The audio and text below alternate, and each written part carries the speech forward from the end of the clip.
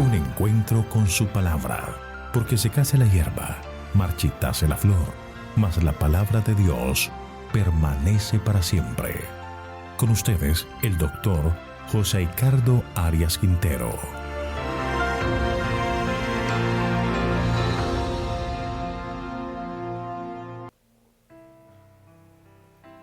Hoy estudiaremos Ezequiel capítulo 31.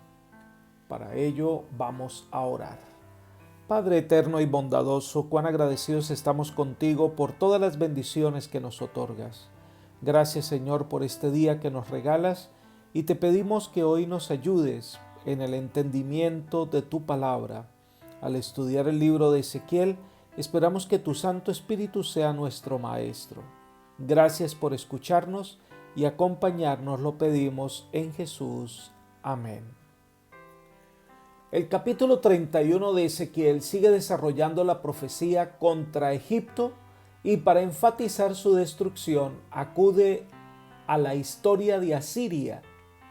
En el 602 a.C. cayó Nínive, la capital del gran imperio asirio, y el poderío de esta nación, que era inmenso, sucumbió estrepitosamente ante el empuje del nuevo imperio babilónico encabezado por Nabopolassar, padre de Nabucodonosor.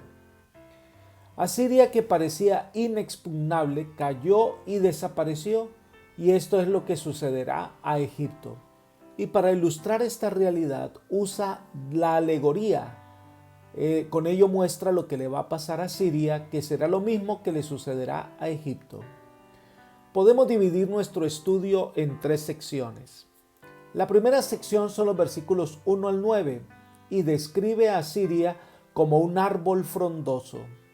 Leamos los versículos 1 y 2.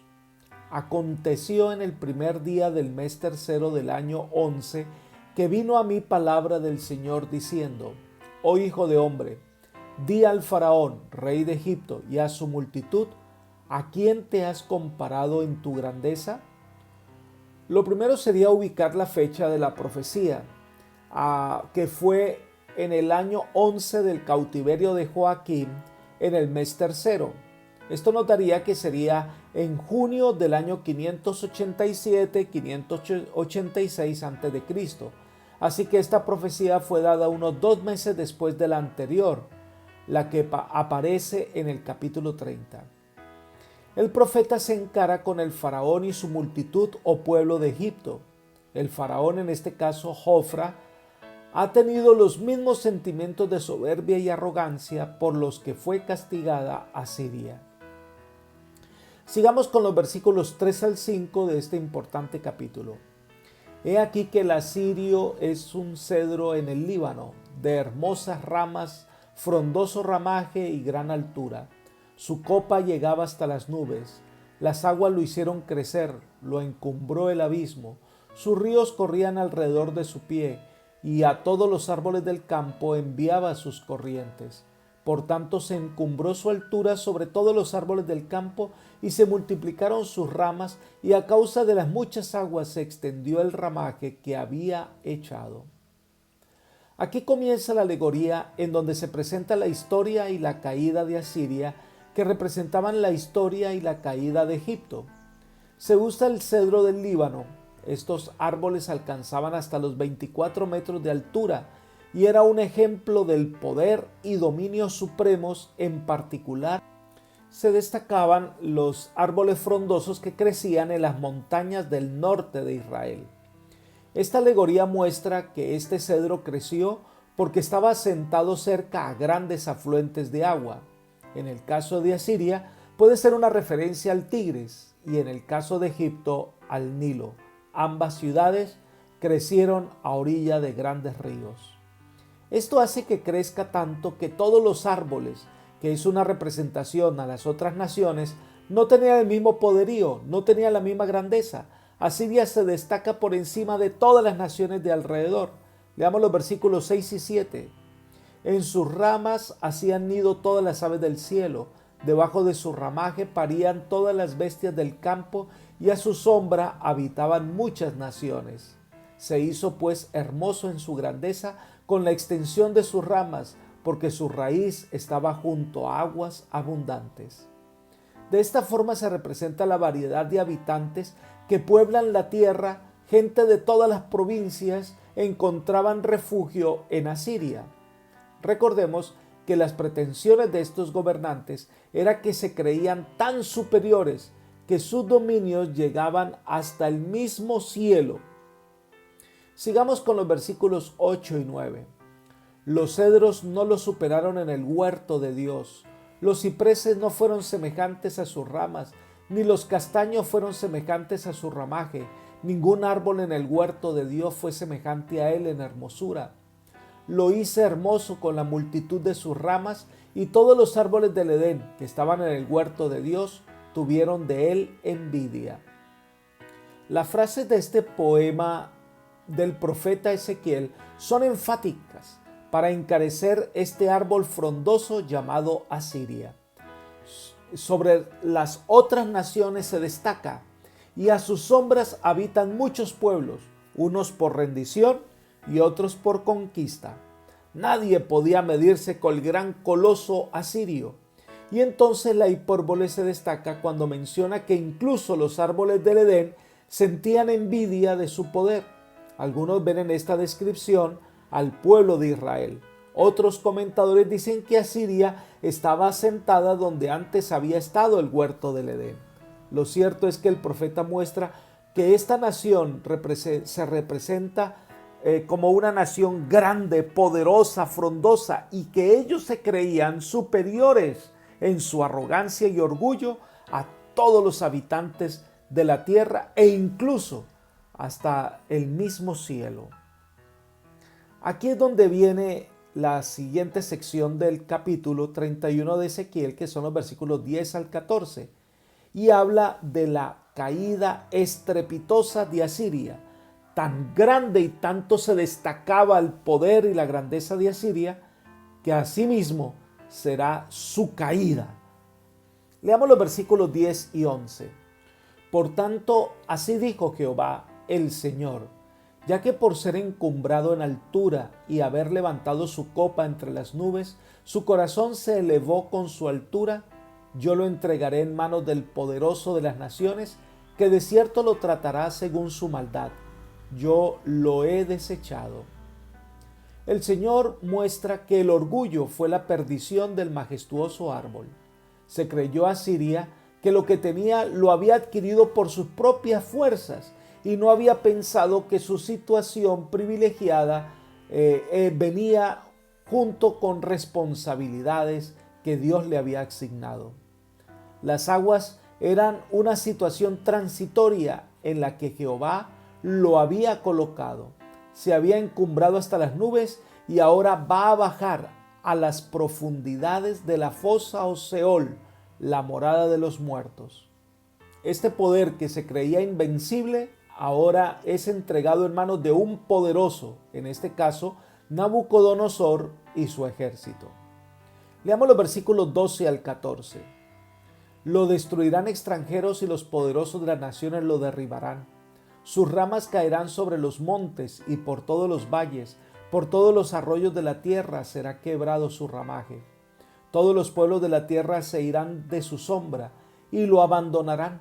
Sobre su tronco caído habitarán todas las aves del cielo y sobre sus ramas estarán todas las bestias del campo, para que no se exalten en su altura todos los árboles que crecen junto a las aguas, ni levanten su copa entre la espesura, ni confíen en su altura todos los que beben aguas, porque todos están destinados a la muerte, a lo profundo de la tierra, entre los hijos de los hombres, junto con los que descienden a la fosa. Una vez que este poder representado por Babilonia venga a destruir, ahora las aves y las fieras del campo vendrán y se pararán sobre ella, indicando que todos los pueblos que antes habían sido sometidos por Asiria, ahora se volvieron en contra de este árbol caído, aprovechándose de su ruina. Y el profeta declara abiertamente que todo esto sucedió para que otros pueblos prósperos, plantados junto a las aguas, no levanten demasiado la cabeza, no confíen demasiado en su situación privilegiada, porque todos están destinados a morir. La cita de todas las naciones arrogantes es el Seol. La tercera sección y la última del capítulo 31 de Ezequiel son los versículos 15 al 18 y describen el descenso de Asiria al Seol y aplica esta parábola a Egipto.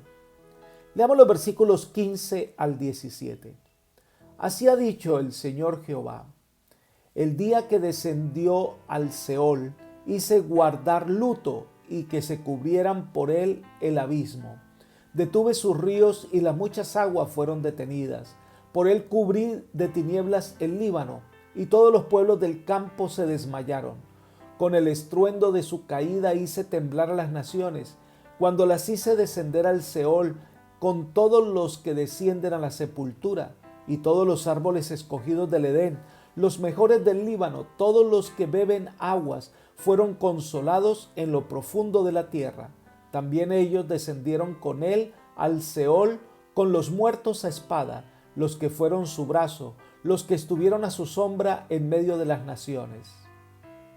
Este fragmento describe la desaparición del imperio asirio, y esto causa la consternación para muchos pueblos y la alegría para otros.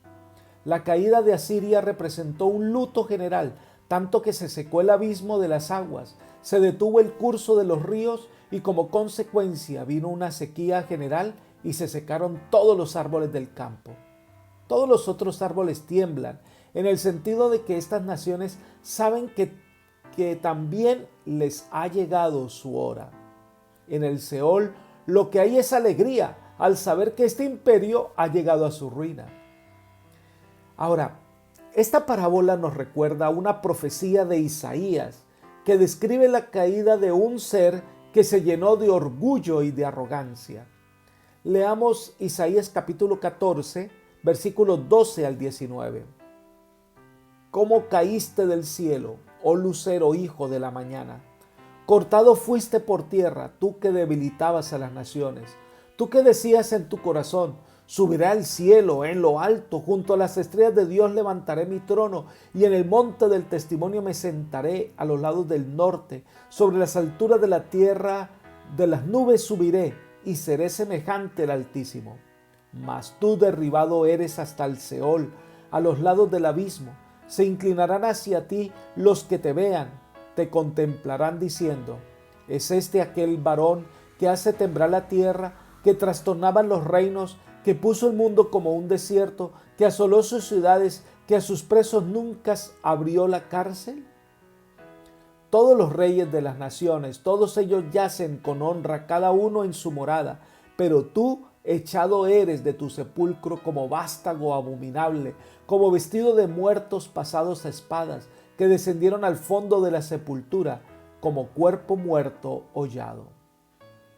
Esta es una tremenda representación de la caída de Asiria, de Egipto y de Babilonia, pero también una representación de la caída de Lucifer, cuando se enalteció su corazón y pretendió recibir el honor que le pertenece solo a Dios. Sentía que podía ocupar el trono, que solo es el lugar que debía ocupar el Eterno. Entonces, como se enorgulleció, también se describe su caída y destrucción. El orgullo, su arrogancia, es la razón de su destrucción. Y termina el capítulo 31 de Ezequiel con el versículo 18, diciendo: ¿a quién te has comparado así en gloria y en grandeza entre los árboles del Edén? Pues derribado será con los árboles del Edén en lo profundo de la tierra. Entre los incircuncisos yacerás con los muertos a espada.